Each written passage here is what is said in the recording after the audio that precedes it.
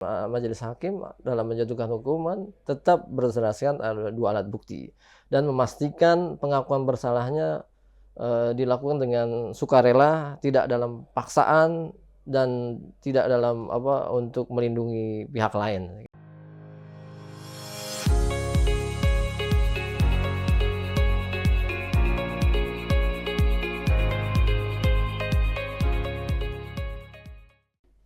Bismillahirrahmanirrahim. Assalamualaikum warahmatullahi wabarakatuh. Alhamdulillah, senang sekali rasanya pada kesempatan kali ini podcast Ngopi Bajak, Ngobrol Pintar bareng Jaksa bisa hadir kembali untuk menemani Sobat Ngopi Bajak. Dan seperti biasa di podcast Ngopi Bajak kita akan berbincang seputar dunia hukum, perkembangan dunia ekonomi, penegakan syariat Islam, pemberantasan tindak pidana korupsi, dan tentu saja juga seputar kejaksaan. Dengan menghadirkan narasumber-narasumber yang ahli di bidangnya. Dan seperti kali ini, alhamdulillah sudah hadir di ruangan podcast Ngopi Bajak bersama kita. Beliau adalah asisten bidang pembinaan di Kejaksaan Tinggi Aceh, Bapak Heru Anggoro SHMH yang sudah hadir. Selamat datang Bapak di podcast Ngopi Bajak. Gimana kabarnya hari ini Pak? Alhamdulillah baik Bu Vera dan teman-teman semua dan sobat-sobat Ngopi Bajak. Alhamdulillah hadir. Nah, pada kesempatan kali ini kita akan berbincang terkait juga dengan hal yang sangat menarik nih Pak. Apalagi ini kan mengenai ketentuan yang baru di KUHP nomor 20 tahun 2025 tentang Kitab Undang-Undang Hukum Acara Pidana. Ini kan sudah mulai berlaku nih Pak ya di tanggal 2 Januari 2026 kemarin begitu. Dan banyak sekali ketentuan-ketentuan. Salah satu yang menarik adalah ketentuan mengenai pengakuan bersalah ataupun plea bargaining. Dan saya juga ada sedikit membaca tulisan Bapak, nanti Bapak mungkin bisa sampaikan juga ke sahabat-sahabat Ngopi Bajak. Dan pengakuan bersalah ini kan salah satu prosedur yang sebelumnya mungkin tidak dikenal nih Pak di sistem peradilan pidana Indonesia, tapi kan bukan merupakan hal yang baru bagi peradilan negara lain seperti misalnya Amerika Serikat dan juga Inggris. Dan mungkin pengakuan bersalah ini menjadi fenomena baru nih Pak, penegakan hukum di Indonesia. Meskipun pada praktiknya peradilan pidana ini kan cukup banyak nih Pak. Di faktanya ataupun di persidangan, tersangka ataupun terdakwa mengakui perbuatannya. Namun kan imbalan yang tidak diterima itu tidak seperti yang mungkin tertuang nih di dalam ketentuan yang baru. Nah mungkin bisa nih Pak disampaikan kira-kira menurut Bapak, sebenarnya dasar filosofi ataupun apa sih yang mendasari dimasukkannya mekanisme pengakuan bersalah dalam sistem peradilan pidana Indonesia yang kita tahu menganut tradisi civil law, tapi juga ada menganut praktik common law-nya juga. Seperti apa nih menurut Bapak? Silakan Pak. Baik, terima kasih Vera dan teman-teman sobat Ngopi Bajak semua. Jadi terkait KUHP baru yang ada di dalamnya persoalan soal pengakuan bersalah atau plea bargaining memang hal yang baru ya. Tapi pada prinsipnya dan pada prakteknya di persidangan peradilan pidana terutama ya, bahwa banyak sebenarnya sudah banyak terjadi para terdakwa ini yang dihadirkan di persidangan itu sebetulnya sudah mengaku bersalah. Cuman di praktek-praktek sebelumnya pengakuan bersalah terdakwa ini hanya jadi bagian catatan yang meringankan baik dari penuntut umum atau dari majelis hakim untuk dianggap sebagai hal-hal yang bersifat kooperatif dan tidak berbelit-belit seperti itu. Tapi konsekuensi yuridisnya tidak terlalu signifikan. Nah, di pengakuan bersalah ini sekarang secara detail dijelaskan bagaimana mekanismenya dan apa timbal baliknya, apa imbalannya bagi terdakwa yang mengaku bersalah. Untuk filosofisnya kenapa ini ada di KUHP yang baru, nah mungkin tidak jauh dari itu. Praktek selama ini memang banyak terdakwa mengaku bersalah dan itu seharusnya bisa menyelesaikan persoalan lebih cepat persidangannya. Dan kita juga tahu di Amerika itu dan negara-negara lain yang menggunakan plea bargaining sebagai salah satu proseduralnya di hukum acara pidana, itu hampir sekitar 80-90% si terdakwa mengaku bersalah. Dan konsekuensinya di sana itu kalau terdakwa mengaku bersalah, prosedurnya tidak lagi berbelit-belit, tidak lagi ada pembuktian melalui sistem juri gitu. Jadi sudah bisa diputuskan apa langkah berikutnya kalau sudah ada pengakuan bersalah dari terdakwa. Dan tentu saja ini sekali lagi berawal dari kemauan politik hukum dari teman-teman DPR dan tentu saja pemerintah yang membahas bahwa isu ini mungkin perlu dimasukkan sebagai salah satu bagian prosedur hukum acara pidana yang akan lebih humanis buat kita di ke depan lagi nanti. Saya kira itu prosedur. Artinya bahwa dari segi efisiensi waktu juga efisien, biayanya juga seperti itu ya Pak ya, dan tentunya juga seperti Bapak sampaikan, walaupun pada praktiknya selama ini tersangka mengaku bersalah, tapi tidak ada hal-hal yang benar-benar menguntungkan beliau atas pengakuan bersalahnya seperti itu. Nah, kan kita juga di Indonesia, ataupun kita juga mengenal Pak asas praduga tidak bersalah, presumption of innocence. Bagaimana menurut Bapak, ataupun sejauh mana menurut Bapak konsep pengakuan bersalah ini selaras dengan asas praduga tak bersalah ini? Seperti apa Pak? Ya, konsep asas praduga tak bersalah tetap berlaku hingga di KUHP yang baru juga. Cuman memang dengan pengakuan bersalah ini tidak mengeliminir sama sekali soal orang harus tetap dianggap tidak bersalah sampai ada putusan hakim yang berkekuatan hukum tetap bahwa dia bersalah, kan konsep praduga tak bersalah seperti itu. Nah, pengakuan bersalah ini mekanisme lain yang ingin memberikan kemudahan buat terdakwa, buat prosedur hukum acaranya juga, buat perangkat-perangkat hukum, hakim, jaksa dan perangkat peradilan untuk lebih efisien, lebih efektif persidangannya, tidak sampai berbulan-bulan, tidak sampai berlarut-larut sampai hingga malam kalau memang dan itu juga menguntungkan terdakwa juga. Dan konsep praduga bersalah praduga tidak bersalah itu sebetulnya untuk memberikan ruang hak asasi bagi terdakwa untuk menguntungkan terdakwa, dan ini juga menguntungkan terdakwa. Dari sisi itu juga bisa dipahami sebagai itu selaras. Saya kira itu, Bu Vera. Baik. Kalau pengaturan pengakuan bersalah di Undang-Undang Nomor 20 Tahun 2025 atau KUHP yang sekarang ini Pak, apakah sebenarnya berbeda nih dengan KUHP kita yang sebelumnya, atau mungkin ada yang menjadi poinnya itu seperti apa sih Pak? Di KUHP sekarang pengakuan bersalah lebih diberi ruang, lebih diberi kepastian. Karena ada di pasal 78 dan pasal 234 KUHP yang mengatur soal apa konsekuensi kalau seorang terdakwa itu mengaku bersalah. Tapi memang harus kita sadari bahwa pengakuan bersalah ini ada prosesnya. Bisa dilakukan bagi terdakwa, tersangka yang mengaku bersalah itu harus bisa dilakukan sejak awal waktu penyidikan, dan proses itu bisa disampaikan ke penyidik untuk penyidik berkoordinasi dengan penuntut umum untuk membuat berita acara bahwa terdakwa mengaku bersalah. Dan terus prosedur itu seperti ini berlanjut sampai ke persidangan dan nanti diputus oleh hakim. Saya kira itu, Vera. Oke, berarti dari awal ini memang sudah ada rencana kah bisa kita sebut Pak, bahwa sudah pengakuan bersalah, bukan serta-merta nanti pas di persidangan baru melakukan pengakuan bersalah seperti yang selama ini dilakukan, seperti itu Pak? Jadi ada dua mekanisme model ya yang kita pahami soal pengakuan bersalah di KUHP.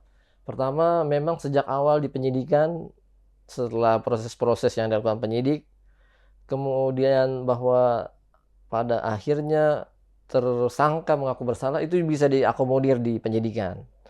Namun bisa juga prosedurnya ketika pada saat persidangan. Pada saat persidangan si terdakwa pada saat dibacakan surat dakwaan baru mengakui bersalah. Nah, itu juga bisa diakomodir di KUHP.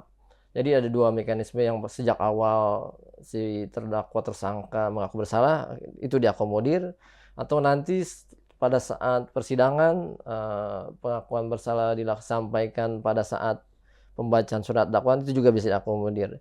Ujungnya proses tetap sama. Saya kira itu yang yang kita pahami, Bu Nah, Vera. seandainya nih Pak, terdakwa setuju melakukan pengakuan bersalah, kan tadi sudah dilakukan koordinasi juga nih Pak di awal melalui penyidiknya kah, juga JPU-nya kah, juga sampai akhirnya nanti ada diproses di hakim tunggalnya begitu. Bagaimana dengan kedudukan alat bukti yang lainnya nih Pak, jika tersangka ataupun terdakwa sudah melakukan pengakuan bersalah, apakah alat bukti yang lainnya ya tidak perlu lagi, toh sudah mengaku bersalah. Sebenarnya seperti apa nih? Nah, dengan mekanisme pengakuan bersalah tidak serta-merta mengabaikan semua prosedur gitu. Tetap hakim dalam memutus tetap merujuk terbuktinya si terdakwa bersalah atau tidak. Dan untuk itu harus tetap dipastikan dua alat bukti terpenuhi. Sambil dengan menambahkan bahwa pengakuan bersalah ini sudah disampaikan di persidangan dan seterusnya. Dan itu mengikat hakim dan mengikat penuntut umum dan mengikat para terdakwa dan advokat bahwa mereka sudah sepakat mengakui bersalah sehingga hukumannya akan dikurangi misalnya gitu. Salah satu keuntungannya. Saya kira itu. Berarti hakim juga masih wajib begitu Pak ya untuk membuktikan kesalahan terdakwa meskipun sudah diakui oleh terdakwa sendiri melakukan pengakuan bersalah. Artinya perlu verifikasi dengan bukti. Iya, tetap pengakuan bersalah adalah satu alat bukti pengakuan bersalah. Kalau yang kemarin di KUHP yang lalu keterangan terdakwa. Nah, dengan pengakuan bersalah ini jadi mekanisme yang baru dipahami hakim bahwa oh iya ini si terdakwa mengakui dan akan diberikan imbalan. Namun dalam menjatuhkan hukuman, hakim tetap harus membuktikan bahwa terdakwa bersalah. Tidak serta-merta mengaku bersalah jadi alat bukti lain dikesampingkan ya. Artinya dengan pengakuan bersalah maka terdakwa mendapatkan manfaat bahwa hukumannya akan lebih ringan gitu, akan lebih diakomodir atau misalnya sampai maksimal 2/3 dari ancaman hukuman gitu. Kira-kira itu. Dan ini sekali lagi bahwa hakim dan majelis hakim dalam menjatuhkan hukuman tetap berdasarkan dua alat bukti dan memastikan pengakuan bersalahnya dilakukan dengan sukarela, tidak dalam paksaan dan tidak dalam untuk melindungi pihak lain. Kira itu, Vera. Baik. Nah, ini kan hakim sebagai guardian of justice dalam menyetujui ataupun menolak, atau memang setelah terdakwa melakukan pengakuan bersalah ya harus disetujui oleh hakim, ataukah mungkin ada indikasi lainnya oh ditolak nih, mungkin dengan alat bukti segala macam, ada kemungkinan seperti itu nggak sih Pak sebenarnya? Iya, bisa saja dalam proses-proses yang diverifikasi oleh hakim. Misalnya didapatkan bahwa pengakuan bersalah itu dalam tekanan, dipaksa atau dilakukan untuk melindungi pihak lain. Nah, hakim bisa menilai bahwa pengakuan bersalah itu yang disepakati di awal ini tidak bisa diterima, ditolak. Dan kalau itu ditolak pengakuan bersalah misalnya karena dipaksa dan tidak sadar atau untuk melindungi pihak lain atau maksud-maksud lain yang tidak sah gitu. Hakim bisa menilai pengakuan bersalah ini lagi dan untuk itu bisa memerintahkan untuk persidangannya dibuka secara biasa gitu untuk melihat kembali untuk pembuktian secara detail lagi. Sekali lagi hakim bisa menolak pengakuan bersalah yang sudah disampaikan penuntut umum PH waktu di awal-awal itu. Oke, dan ini juga menjadi hal yang penting. Jangan sampai nanti beranggapan di luar sana nih Pak, ya udahlah akuin aja nih, minimal kan hukumannya ringan segala macam. Berarti hakim juga menjadi salah satu penilai seperti Bapak sampaikan tadi. Bisa itu menolak dan juga bisa itu menyetujui, tergantung juga dengan dua alat bukti yang sah. Iya, baik. betul. Nah, Pak, ini kan terkait dengan pengakuan bersalah. Apakah setiap terdakwa berhak melakukan pengakuan bersalah atau ada syarat-syarat ataupun kriteria tertentu nih Pak sehingga wah terdakwa ini bisa melakukan ataupun mengajukan pengakuan bersalah dan terdakwa ini tidak bisa. Ada nggak sih Pak perbedaannya ataupun mungkin syaratnya apa? Silakan Bapak. Baik, terima kasih. Jadi di KUHP 2025 ada di pasal 78 menyinggung soal persyaratan pengakuan bersalah. Jadi ada poin 3 yang mesti kita perhatikan. Pertama, pengakuan bersalah itu kalau baru pertama kali dilakukan oleh si terdakwa tersangka. Kemudian yang kedua, terhadap tindak pidana yang diancam dengan pidana penjara paling lama 5 tahun atau pidana denda paling banyak kategori 5. Dan atau yang ketiga, bersedia membayar ganti rugi atau restitusi. Nah, saya ingin berdiskusi soal ini. Di pasal 78 ini ada kriteria pengakuan bersalah dengan syarat dan atau, artinya bisa alternatif atau kumulatif. Jadi bagi pelaku yang baru pertama kali berdasarkan pasal 78 ayat 1 huruf A itu boleh. Semua perkara termasuk pembunuhan, penganiayaan, kalau baru pertama kali. Siap. Tapi begitu yang kedua kali pengakuan bersalahnya tidak bisa diterima lagi Dan gitu. tidak ada ampun lagi. Atau yang kedua memakai huruf B terhadap tindak pidana yang diancam dengan pidana penjara paling lama 5 tahun. Nah, tadi kan saya cerita pembunuhan, tadi bisa dengan asumsi baru pertama kali. Yang ini terhadap tindak pidana yang diancam dengan pidana penjara paling lama 5 tahun. Jadi penggelapan, penipuan, pencurian yang di bawah 5 tahun, pencurian, yang di bawah 5 tahun bisa dilakukan proses pengakuan bersalah gitu. Termasuk juga kalau terhadap tindak pidana tertentu yang ada ganti rugi atau restitusi, si terdakwa bersedia membayar. Nah, itu pengakuan bersalah diakomodir. Tentunya prosedur ini harus dijalani dan menjadi bagian dari hukum acara pidana kita yang baru. Saya kira itu, Vera. Baik, pasti juga yang menjadi pertanyaan nih Pak. Sebenarnya bagaimana sih batasan diskresi nih antara kita JPE ataupun jaksa dan hakim dalam proses pengakuan bersalah kalau menurut KUHP 2025 dan menurut pendapat Bapak seperti apa? Iya, bagi saya pengakuan bersalah adalah satu jalan untuk bagaimana mekanisme prosedural persidangan itu menjadi lebih cepat, lebih efektif, dan tentu saja kalau efektif itu menguntungkan semuanya. Terdakwa juga tidak ingin kan bahwa persidangan itu berlarut-larut gitu. Dan hakim juga tidak ingin berulang-ulang persidangan itu kalau sudah dipastikan bahwa memang si terdakwa bersalah, kenapa harus melalui persidangan-persidangan yang memakan waktu dan biaya tentu saja gitu. Nah, itu dari sisi penuntut umum, dari sisi saya pengakuan bersalah bisa kita laksanakan, bisa juga tidak. Kita juga perlu melakukan penelitian, misalnya di pemberkasan awal di penyidikan terdakwa mengaku bersalah dengan berita acara di berkas perkara. Tapi kita nilai lagi bagi penuntut umum di tahap 2 dan di tahap koordinasi gitu, bahwa kalau ini sepertinya ada hal-hal yang tidak sah gitu dalam pengakuan bersalah. Kita bisa kaji lagi, oh ini bener nggak ada pengakuan bersalahmu secara sukarela gitu, atau kamu ini sebetulnya bukan kamu nih gitu pelakunya gitu, hanya untuk melindungi orang lain gitu. Nah, itu yang perlu kita dalami bagi penuntut umum, dan hakim juga akan melakukan itu di persidangan, akan dinilai lagi prosedur pengakuan bersalah ini apakah sudah sesuai aturan, apakah sudah sesuai rasa keadilan.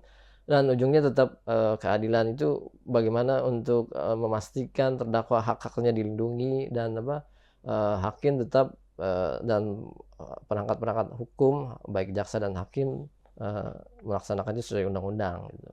Baik, nah mungkin pertanyaan-pertanyaan kita sudah habis, tapi ada satu lagi Pak yang menjadi tiba-tiba terlintas di pikiran saya. Apakah ada perlindungan nih bagi para terdakwa begitu yang tidak didampingi oleh pengacara selama hal dia melakukan pengakuan bersalah, ini seperti apa sih Pak? Lebih bijaksana, lebih tepat menurut saya kalau memang ada PH yang akan mendampingi terdakwa untuk mengakui bersalah. Kalaupun tidak, seharusnya nanti baik penuntut umum, hakim itu bisa menilai lah pengakuan bersalahnya itu sudah memenuhi syarat atau tidak. Jadi bagi saya, kalau suatu saat terdakwa tidak didampingi tapi tetap sudah mengakui bersalah, ya itu akan kembali ke hakim bahwa tapi ini sudah betul nih pengakuan bersalah, sudah wajar, dan itu akan mungkin jadi pertimbangannya juga bagi hakim. Oh, ini memenuhi syarat meskipun misalnya waktu itu PH tidak ada gitu, tidak didampingi gitu. Baik, terakhir Pak, sebagai closing statement, apa yang ingin Bapak sampaikan terkait tema kita pada kesempatan kali ini, yaitu terkait pengakuan bersalah dalam KUHP 2025. Silakan Bapak. Baik, mekanisme pengakuan bersalah ini kan mekanisme yang baru buat kita ya sekarang di Indonesia. Nah, itu kita perlu kaji sama-sama, kita bisa belajar sama-sama, baik penuntut umum, penyidik, penasihat hukum, dan tentu saja hakim. Dengan mekanisme baru ini, apa sih yang posisi dan peran masing-masing yang bisa memberikan bahwa pelayanan kepada hak-hak tersangka, terdakwa itu tetap terjaga, terpelihara, dan tetap humanis. Nah, pengakuan bersalah ini secara sederhananya ini akan memberikan waktu yang lebih singkat, efisien bagi persidangan, terutama bagi perkara-perkara yang tentu saja yang seharusnya tidak sampai ke pengadilan misalnya, tapi tetap dipersidangkan gitu. Misalnya pencurian atau apa yang ancaman-ancamannya tidak terlalu signifikan. Dan kita mendorong penuntut umum untuk lebih care terhadap hal ini, teliti. Ini bagian dari penelitian berkas tentu saja menurut saya gitu ya. Ada nggak itu pengakuan bersalah di checklist penuntut umum? Nah, itu harus dicek. Kalau itu ada, kita berarti siap-siap untuk melakukan prosedur yang harus disiapkan seperti dalam KUHP gitu. Oke, Saya berarti kira itu. semuanya harus diperbaharui Iya, lagi semuanya, dan paling penting harus belajar karena ini juga baru, jadi serta-merta memang harus banyak-banyak belajar berarti. Baik, terima kasih Bapak juga atas ilmu yang sudah disampaikan. Selamat istirahat juga Bapak. Dan itu dia tadi Sobat Ngopi Baja yang sudah disampaikan oleh Bapak Heru Anggoro terkait dengan tema kita pada kesempatan kali ini, yaitu memahami gagasan pengakuan bersalah dalam KUHP 2025. Dan tentunya juga kita akan hadir kembali dengan tema-tema yang tidak kalah menariknya lagi di podcast Ngopi Bajak selanjutnya. Ngopi dibajakin aja. Wassalamualaikum warahmatullahi wabarakatuh. Waalaikumsalam.